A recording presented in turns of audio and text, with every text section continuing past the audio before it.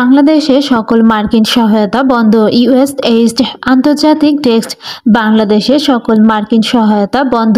US aid মার্কিন যুক্তরাষ্ট্রের উন্নয়ন সংস্থা ইউএস এইড-এর অর্থায়নে বাংলাদেশে বাস্তবায়নাধীন সকল প্রকল্প এবং কর্মসূচির ব্যয় অবিলম্বে বন্ধের নির্দেশনা দেওয়া হয়েছে। রোববার 26শে জানুয়ারি ইউএস এইড বাংলাদেশ কার্যালয়ের পরিচালক রিচার্ড অ্যারন সংস্থাটির সঙ্গে চুক্তিবদ্ধ সব স্থানীয় উন্নয়ন সংগঠনের জন্য এই নির্দেশনা জারি করে চিঠি দেন। ইউএসএইড জানিয়েছে যুক্তরাষ্ট্র আর বাংলাদেশকে সহায়তা দেবে না, তবে জরুরি খাদ্য সহায়তা এবং ইসরায়েল ও মিশরের জন্য সামরিক অর্থায়নকে এই সিদ্ধান্তের বাইরে রাখা হয়েছে। প্রেসিডেন্ট ট্রাম্পের নির্বাহী আদেশ। যুক্তরাষ্ট্রের বিদেশি সহায়তার পূর্ণ মূল্যায়ন এবং পূর্ণ সামঞ্জস্যকরণ শীর্ষক চিঠিতে বলা হয়েছে, ইউএসএইড বাংলাদেশের সব বাস্তবায়নের অংশীদারের প্রতি একটি নির্দেশিকা হিসেবে পাঠানো হচ্ছে।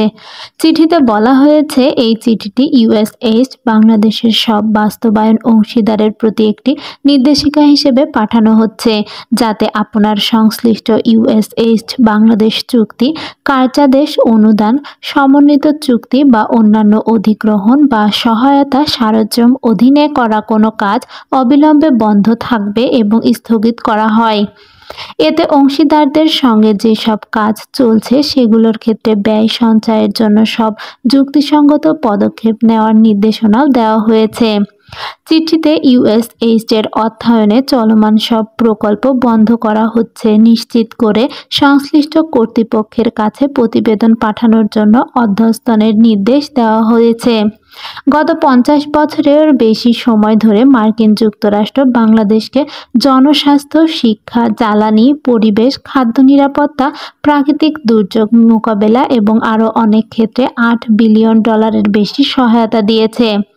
মার্কিন যুক্তরাষ্ট্র 2021 সালে বাংলাদেশকে $500 বিলিয়ন, 2022 সালে $470 মিলিয়ন এবং 2023 সালে $490 মিলিয়ন এবং 2024 সালে $450 মিলিয়ন সহায়তা দিয়েছেন। গত 24শে জানুয়ারি ইসরায়েল এবং মিশর বাদে সব দেশের সহায়তা তহবিল স্থগিত করে ট্রাম্প প্রশাসন।